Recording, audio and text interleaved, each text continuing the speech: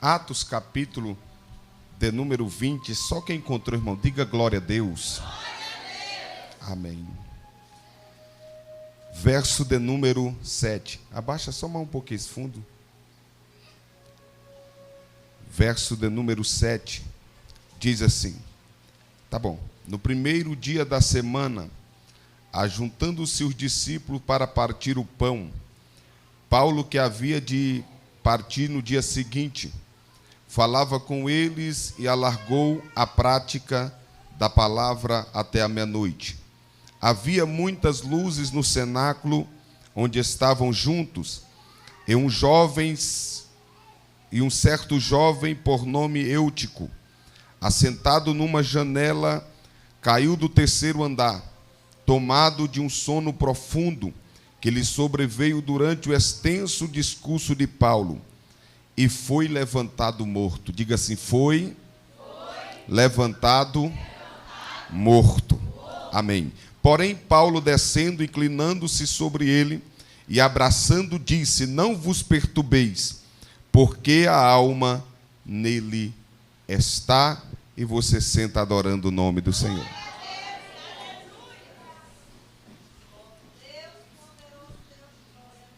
Irmãos, nós estamos nesta noite mediante a uma palavra que eu costumo dizer, que liberta, que transforma, que sara, cura, leva o homem e a mulher ao céu de luz.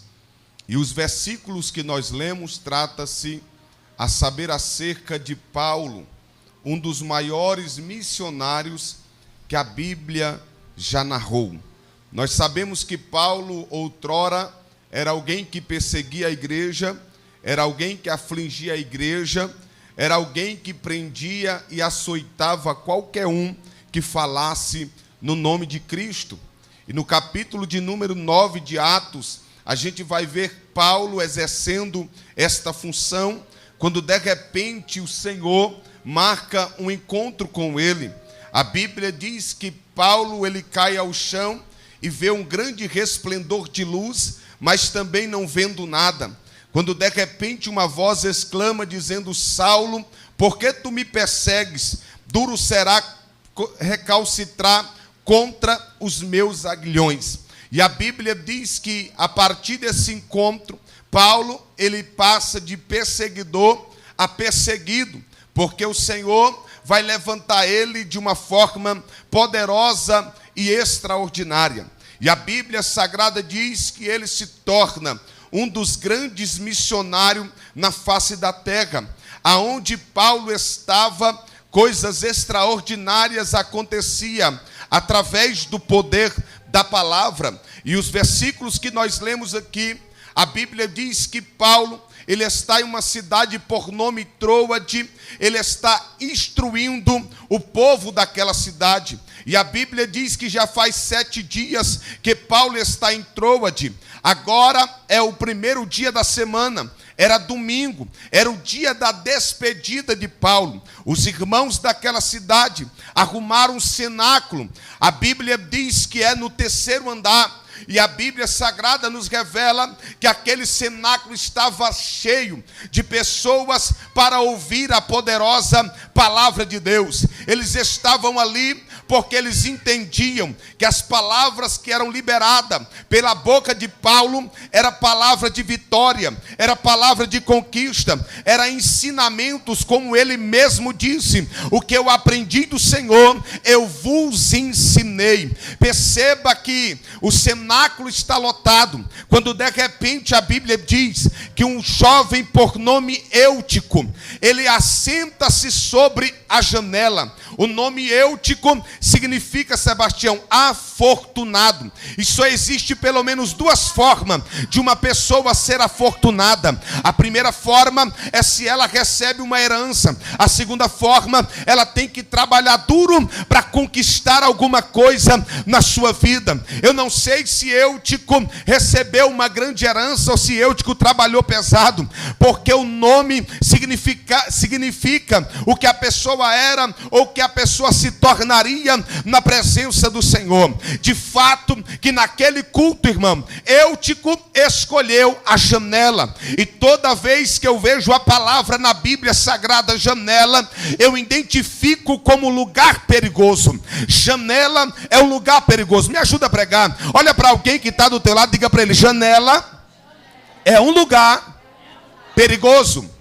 Eutico vai para a janela. E eu nunca vi alguém ir para a janela para olhar para algo do lado de dentro. Toda vez que alguém vai para a janela, ele vai para olhar ou observar aquilo que está do lado de fora. E muitas vezes aquilo que está do lado de fora vai chamar mais a atenção do que aquilo que está do lado de dentro. A Bíblia diz que Eutico vai para a janela. Janela, lugar perigoso. Quem é que não se lembra quando Davi vem trazendo a arca de volta para Jerusalém? A Bíblia diz que Mical, ela está sobre a janela. E quem está sobre a janela, irmão, é um lugar perigoso. Quem está sobre a janela está no lugar duvidoso. Não sabe se fica dentro e não sabe se fica fora. Uma vez que Mical está sobre a janela, a Bíblia diz que Davi vem adorando. A Bíblia diz que Davi vem exaltando. A Bíblia diz que Davi vem glorificando o Senhor. Aí de repente Mical, que está sobre a janela, começa a zombar do rei. Começa a olhar e dizer: por acaso o rei de Israel é um vadio? Olha a forma que ele adora. Olha a forma que ele dança. Pastor Daniel, não entendi. Existe uma turma por aí que fica pendurado na janela. Não adora e atrapalha quem adora. Não glorifica, mas atrapalha quem glorifica. Mas o grandão está na casa e está dizendo: Daniel, eu ainda tenho uma geração de adorador diante da... Janela, lugar perigoso. Janela, lugar perigoso. Janela é tão perigoso que certa feita Davi, em vez de estar na guerra, a Bíblia diz que ele fica em casa. E isso é um perigo, irmão. Em vez de vir para o culto, ficar em casa. Em vez de ir para a vigília, ficar em casa. Em vez de vir adorar, ficar em casa. É muito perigoso. A Bíblia diz que Davi, em vez de estar à frente da batalha, o texto sagrado diz que ele fica em casa.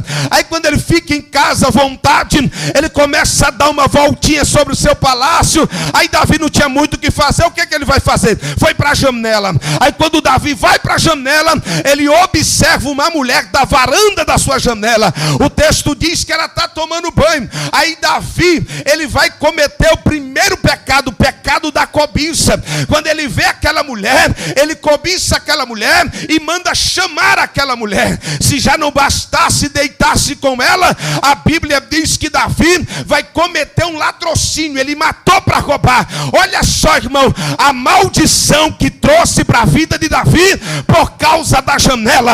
Se eu fosse dar um conselho aqui nesta noite para alguém, eu diria: desça logo dessa janela, porque Deus quer dar livramento para você. Só para ficar marcado. Olha para alguém que está do teu lado, diga para ele: janela é um lugar perigoso. Eu não sei porquê, mas a Bíblia diz que Eutico vai para a janela. Eutico se assenta na janela. E quem está pregando, irmão, não é pastor Daniel Alves. Quem está pregando é nada mais e nada menos do que Paulo. Um dos maiores missionários que a Bíblia pode citar. É Paulo que está pregando. Eutico está na janela. Aí a Bíblia diz que Eutico, ele vai ser vencido pelo sono. Porque a primeira coisa que vai acontecer com Eutico naquela janela é dar sono nele. Eutico, ele está sobre aquela janela, irmão, e ele está confortável. Porque o diabo não quer que você apenas vá para a janela, mas ele quer que você sinta-se à vontade sobre aquela janela. A Bíblia diz que Eutico está sobre a janela e sobreveio um sono. E a Bíblia é categórica em dizer que ele foi vencido pelo sono. E caiu do terceiro andar. Perceba, irmão, que Eutico está sobre a janela. É o terceiro andar. E quem vai para a janela, irmão, nunca cai para dentro. Porque se cai para dentro, Sebastião, não se machuca. Se cai para dentro, ele não sofreria nenhum arranhão. Mas a Bíblia diz que Eutico cai para fora. Eutico cai do terceiro andar abaixo, irmão. A Bíblia diz que Eli caiu da cadeira, quebrou o pescoço. E Eutico, que caiu da janela do terceiro andar, deixa eu conjecturar aqui nessa noite, quebrou perna, quebrou pescoço, quebrou cavícula, quebrou braço. Eutico está todo quebrado lá embaixo. E eu quero trazer uma palavra do coração de Deus ao coração de alguém aqui nesta noite. Fuja da janela, saia da janela. Janela é lugar de indecisão. Quem fica na janela, hoje ele adora, amanhã não adora mais. Hoje ele dá glória, amanhã ele não glorifica mais. Quem fica na janela, um dia ele vem para o culto, outro dia ele vai para o bar. Um dia ele dá glória a Deus, outro dia ele xinga palavrão. Um dia ele toma céu, outro dia toma cachaça. Mas o grandão está na casa e está dizendo: ei, sai da janela, terceiro andar abaixo. Está lá embaixo todo quebrado, irmão. E aqui aparece a primeira geração que eu gostaria de falar aqui nesta noite. A geração que levanta morto. Pastor Daniel, que geração é essa? A Bíblia diz que Eutico está lá embaixo todo quebrado, Sebastião. Quando de repente eles pegam Eutico, dão uma chacoalhada de Eutico e começam a gritar desesperado, dizendo: Eutico morreu. A primeira geração que eu quero titular nesta noite é a geração que levanta morto. Pastor, que geração é essa? A geração que não tem autoridade, geração que não tem poder, geração que não tem unção, geração que não tem graça, geração que não tem virtude, geração que não tem misericórdia, geração, irmão, que está longe, mas bem longe da presença de Deus. É a geração que expõe, como Deus ministrou ao meu coração quando eu estava vindo para este lugar, acerca desta geração. Porque, irmão, a igreja, escute o que eu vou te dizer, é o único exército que deixa o seu soldado na beira do caminho quase morto. Eu vou repetir: a igreja é o único exército que deixa o seu soldado na beira do caminho quase morto, sangrando. Pastor, me prova na Bíblia. Jesus contou uma parábola dizendo: o moço desceu de Jerusalém para Jericó. Ele foi apanhado pelos salteadores. Quando de repente vê o sacerdote. Quem era o sacerdote? O alto escalão da igreja. Quando o sacerdote passou e viu o moço meio morto no chão, passou de largo. De igual modo também veio descendo o levita. Quando viu o moço meio morto caído no chão, também passou de largo. Pastor Daniel, não entendi. A igreja é um dos exércitos da face da terra que permite o seu soldado morrer. Pastor, me prova. Eu provo para você. A gente anda por aí, irmãos. Pessoas andam com plinte nos celulares. Olha aqui, ó, que fulano fez. Olha aqui, ó, que Beltrano fez. Olha aqui, ó, o que está acontecendo lá na vida dele, ó, na vida dela. E carrega isso para cima e para baixo como fosse um troféu do inferno. E acha que está abalando. Ontem eu assisti um vídeo de um pastor famoso. E ele disse: eu joguei 2 almas no inferno. Ele levantou a mão e disse: quem é que tem coragem aqui de assumir que já lançou alguém no inferno? Ninguém levantou a mão. Ele disse: eu já lancei 2 almas no inferno. Quando eu era novo convertido, eu era líder da mocidade. E tinha 2 jovens que ela saía para o frevo. Eu ia, contava para o pastor não acreditava. Eu ia, contava para o pastor não acreditava. Eu disse: ele não vai acreditar não? Peguei o carro enquanto elas estavam indo de ônibus e fomos parar naquela festa. E naquela festa a gente começou a tirar foto. E naquela festa nós começamos a tirar foto. Quando foi no outro dia, nós chegamos no pastor e dissemos: ei, pastor, o senhor não acredita que as duas jovens estavam na festa, mas está aqui a prova, está aqui a prova, está aqui a prova, está aqui a prova. Aquele pastor fez uma reunião ministerial e excluiu aquelas duas jovens. 3 anos se passou, 4 anos se passou. Aquele jovem começou a sentir remorso por aquilo que ele fez. Ele foi atrás daquelas jovens, elas bateram a porta na cara dele. Ele foi no 2º ano, elas bateram a porta na cara dele. Elas foram no 3º ano, elas bateram a porta na cara dele. Muitos anos se passaram. Quando ele foi atrás delas, elas abriram a porta e disse: olha, você acabou com a nossa vida, porque a gente, é verdade, estava indo para a festa mesmo, mas toda vez que a gente vinha da festa, dentro daquele ônibus, a gente dizia: um dia Jesus vai marcar um encontro com a nossa vida, um dia Jesus vai transformar a nossa vida. Mas você tirou aquelas fotos, expôs para o pastor, o pastor nos excluiu. Olha só como é que está a minha vida. Uma estava casada com um traficante, outra estava com 4 filhos e nunca mais voltou para a presença de Deus. Elas apontaram o dedo na cara dele e disse: é por culpa sua, a culpa é sua. Sabe por quê, irmão? É mais fácil ver alguém caído e dizer: ela caiu, está no pecado, está destruído, do que pegar, estender a mão e colocar ele de pé de novo na presença de Deus. Geração que expõe o pecado alheio, irmão. Você anda por aí, é mais fácil as pessoas falar de quem caiu, de quem pecou, de quem se desviou, a igreja que se fechou nessa pandemia, do que falar do céu. Fui visitar minha mãe, ela estava com lágrimas nos olhos. Olhou para mim e disse: filha, eu ganhei mais uma alma para Jesus. E ela chorando, eu disse: a senhora ganhou quem? Ela disse: eu ganhei a Tramontina para Jesus. Eu disse: quem é Tramontina, mãe?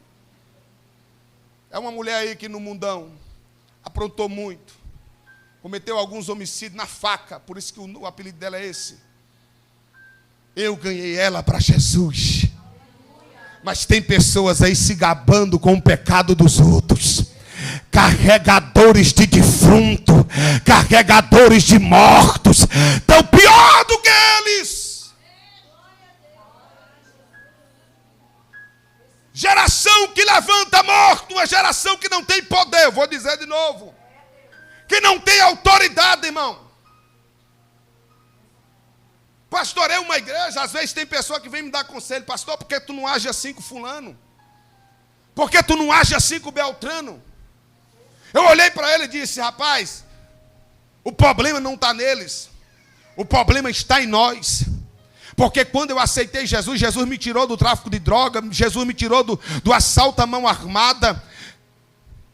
E eu me recordo que a única coisa que ficou impregnada na minha vida foi o cigarro, a nicotina. Eu ia para a oração, não conseguia parar de fumar.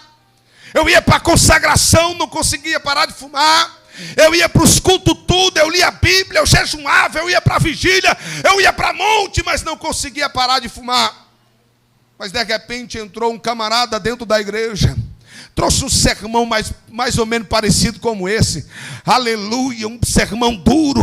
Mas quando ele disse: quem quer ser liberto, vem aqui na frente. Eu disse: eu já fui 300 vezes lá, Sebastião, eu vou de novo. Mas aquele pastor baixinho, invocado, brabo, valente, quando ele colocou a mão sobre a minha cabeça, as lágrimas começaram a descer nos meus olhos. E a partir daquele dia, nunca mais eu coloquei um cigarro na minha boca. Eu estava liberto para a glória e para a honra do nome do Senhor.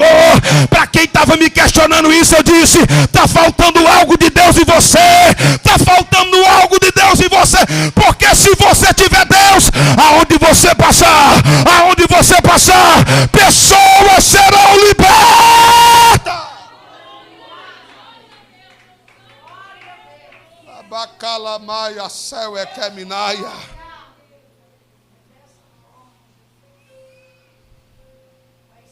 A primeira geração que se apresenta aqui é a geração que levanta morto.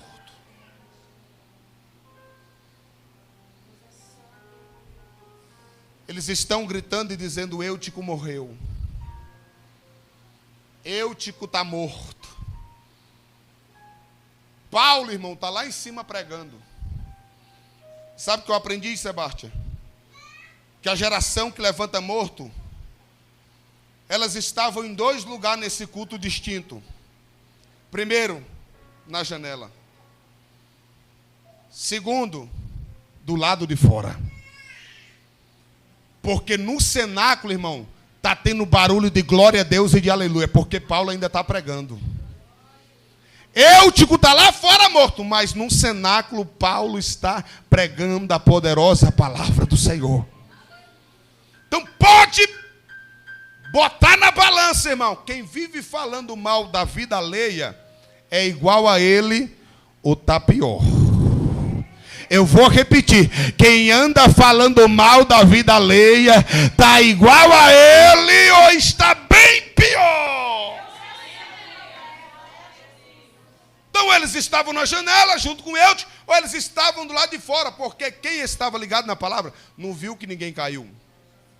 Aí alguém sobe aquela escadaria, dá uma chacoalhada lá em Paulo. Paulo. Tem um moço lá embaixo morto.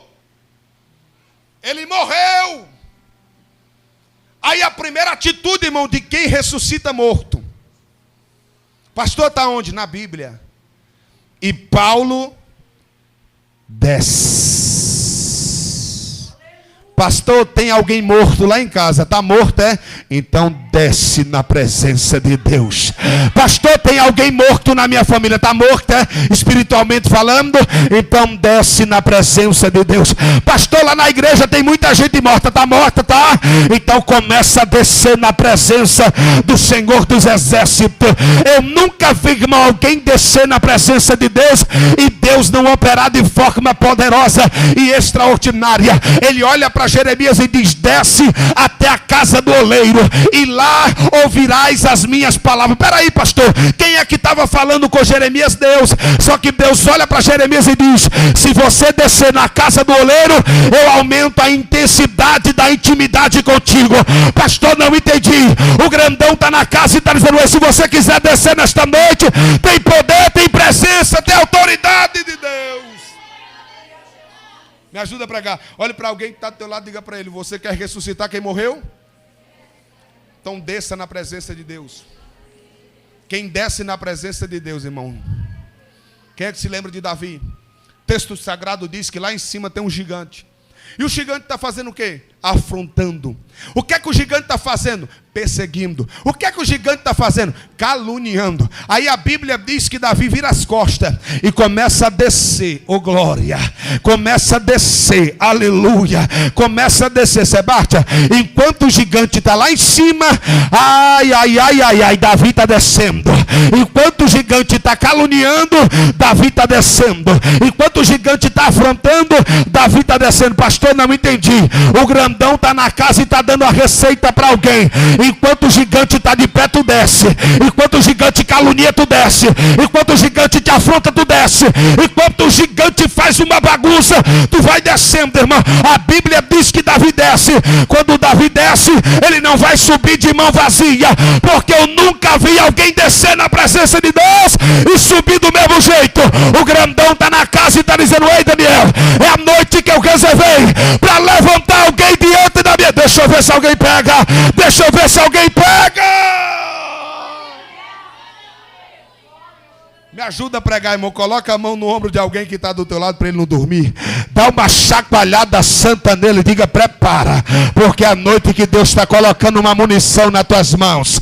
Deus está colocando munição nas tuas mãos. Deus está colocando munição na mão de alguém, Sebastião. O grandão está na casa e está dizendo: tem crente que veio para a igreja de mão vazia, mas vai voltar para casa municiado.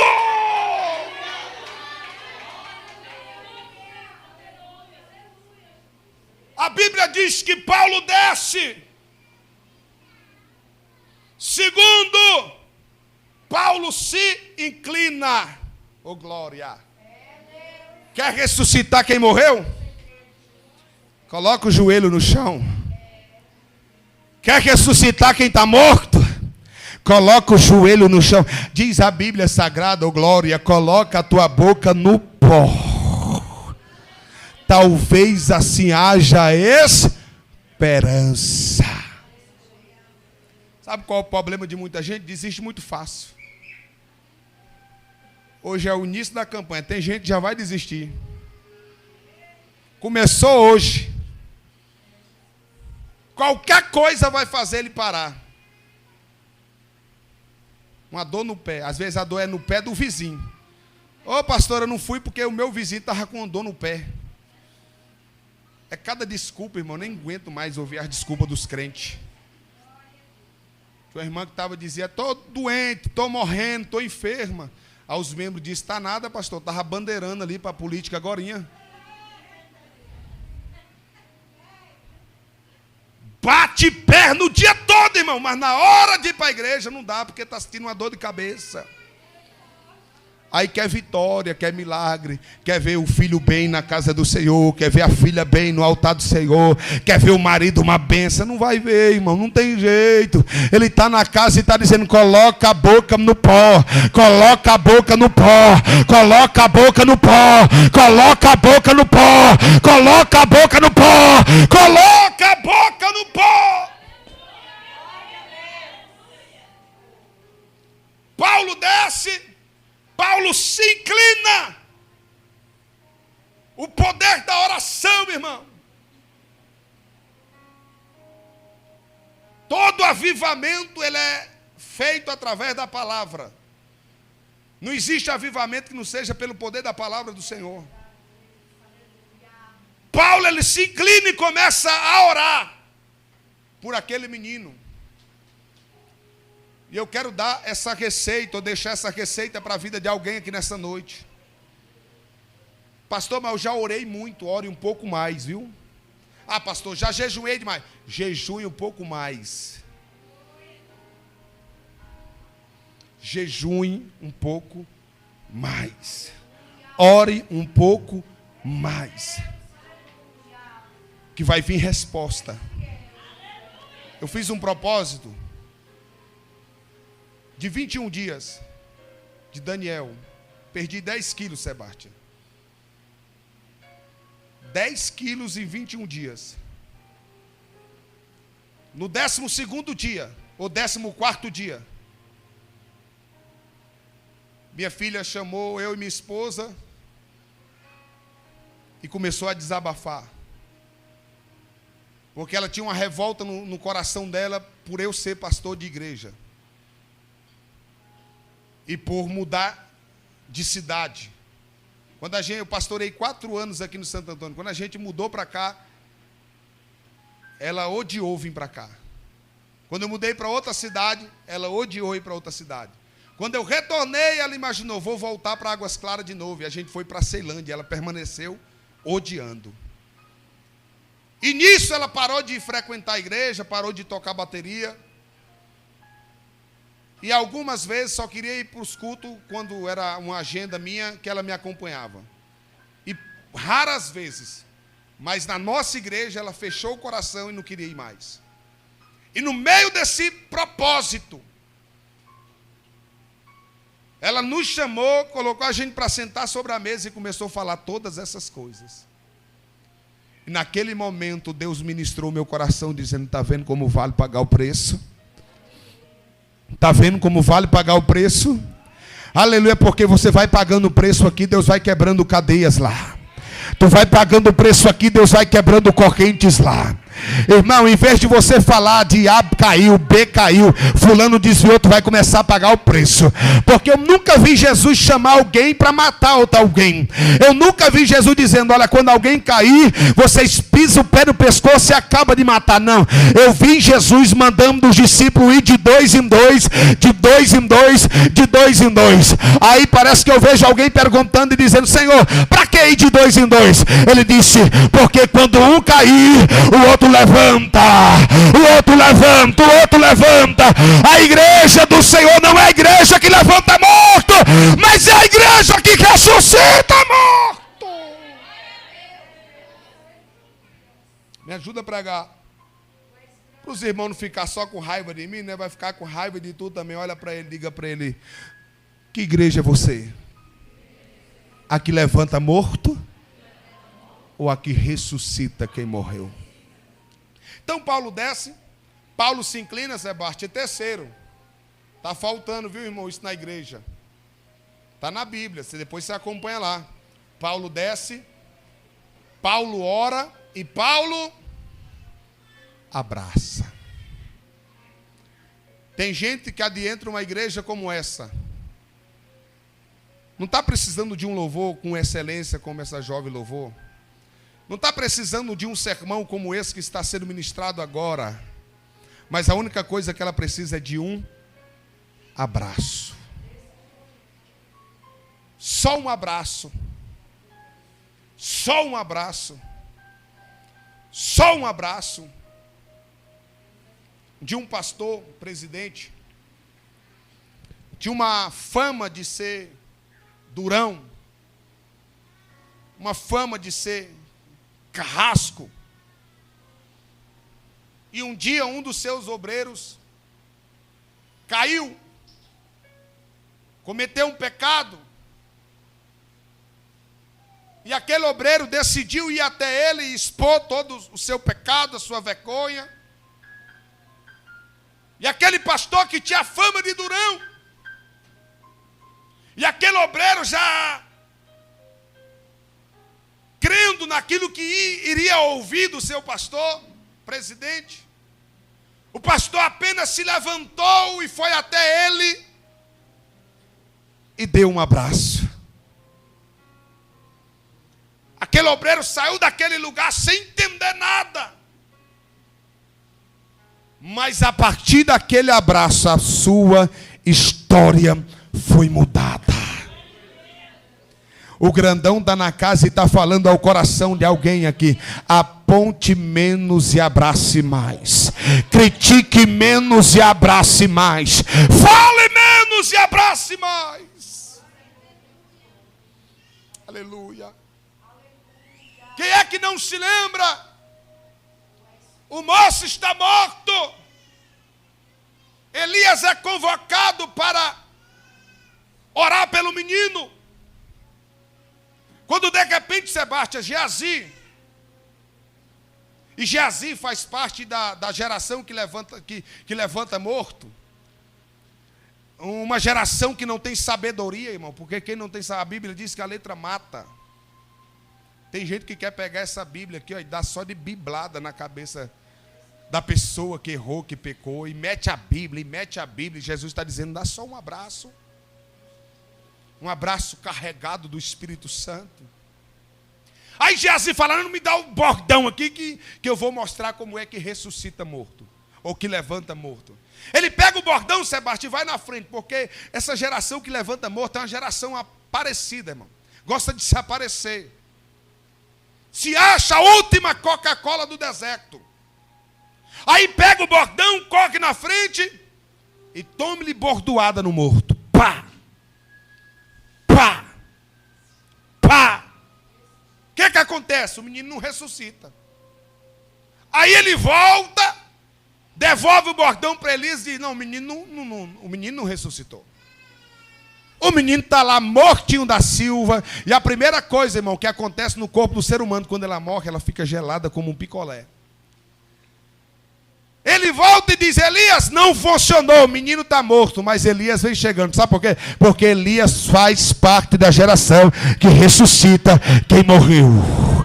Elias não vai usar o bordão, Elias vai usar a experiência que Deus deu para ele. Aí a Bíblia diz que Elias sobe até o quarto alto, onde está o menino morto. Aí sabe o que Elias faz, Sebastião? Deita em cima do corpo do menino. A Bíblia diz que é pé com pé, mão com mão, rosto com rosto. Ele está deitado em cima do menino, simbolizando um abraço, irmão. Porque eu nunca vi algo tão caloroso como um abraço. Aí a Bíblia diz que o calor que estava no corpo de Elias começa a passar para o corpo do morto. Começa a passar para o corpo do morto. Começa a passar para o corpo do morto. Pastor Daniel, não me entendi.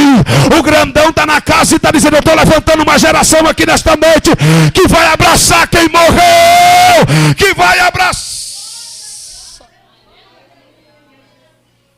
Aleluia. A geração que levanta a morte é uma geração que desce. É uma geração que ora. E é uma geração que abraça. Se coloque sobre os teus pés.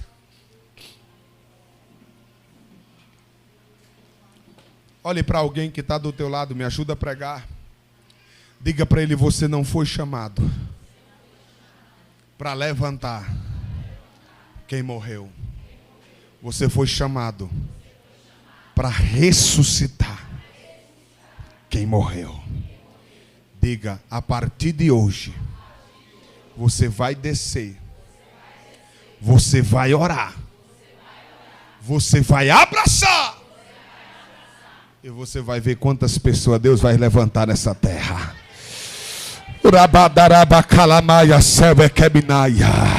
Ele está presente nesta reunião e está ministrando ao meu coração, dizendo: Daniel, eu estou levantando uma geração nesta noite que vai descer. Eu estou levantando nesta noite uma geração que vai orar. Eu estou levantando uma geração nesta noite que vai abraçar.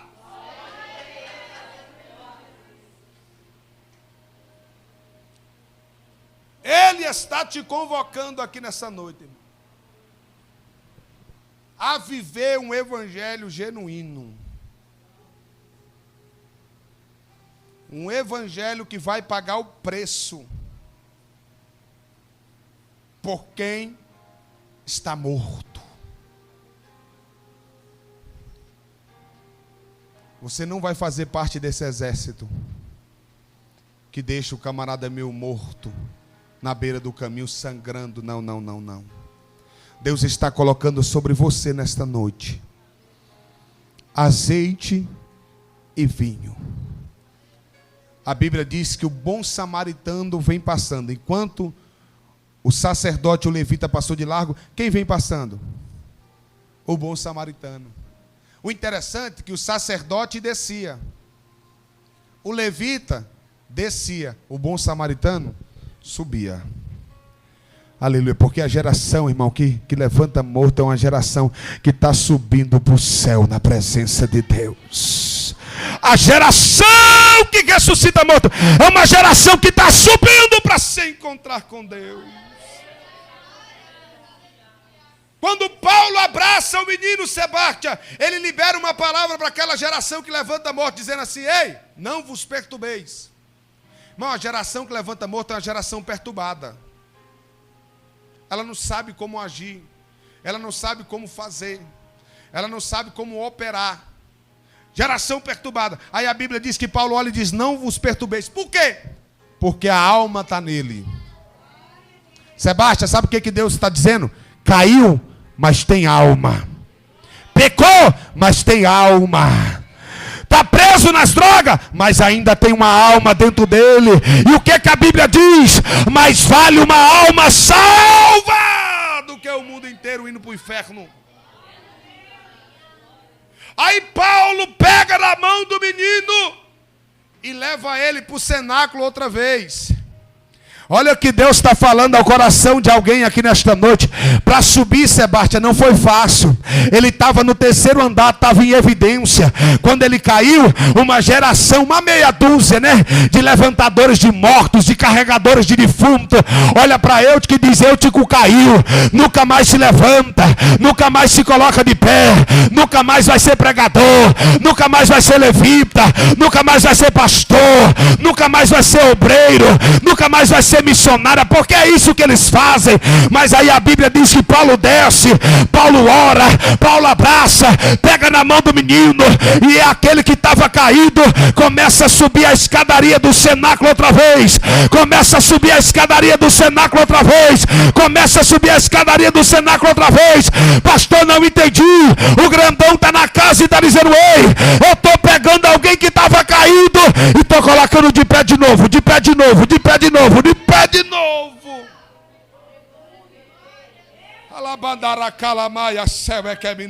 Ele está presente nesta reunião e está dizendo: vai voltar a pregar, vai voltar a congregar, vai voltar a tomar ceia, vai voltar a cantar, vai voltar a pastorear, vai voltar. Deixa eu ver se alguém pega.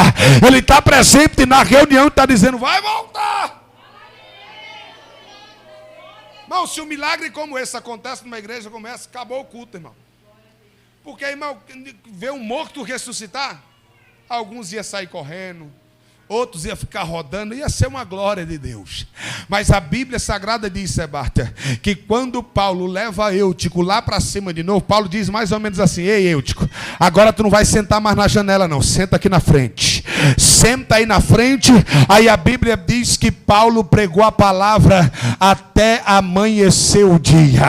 Até amanhecer o dia. Eu vou liberar uma palavra profética aqui nesta noite. A palavra de Deus cura, a palavra de Deus liberta, a palavra de Deus transforma, a palavra de Deus sara, a palavra de Deus pega o homem e a mulher e leva para o céu de luz. Só quem acredita aplaude, exalta e glorifica o nome de Jesus.